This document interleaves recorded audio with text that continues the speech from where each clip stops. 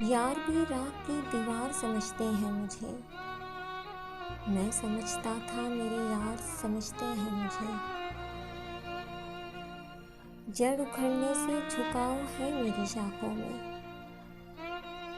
दूर से लोग समरवार समझते हैं मुझे। नेक लोगों में मुझे नेक गिना जाता है और गुनाहगार गुनाहगार समझते हैं मुझे। मैं बदलते हुए हालात में ढल जाता हूँ। देखने वाले अदाकार समझते हैं मुझे। जुर्म ये है कि इन अंधों में हूँ आँखों वाला, और सज़ा ये कि सरदार समझते हैं मुझे।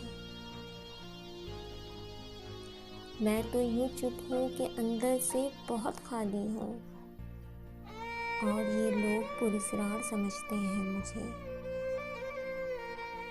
मैं तो खुद बिकने को बाजार में आया हुआ हूँ, और दुकानदार खरीदार समझते हैं मुझे। मैं समझता था मेरे यार समझते हैं मुझे।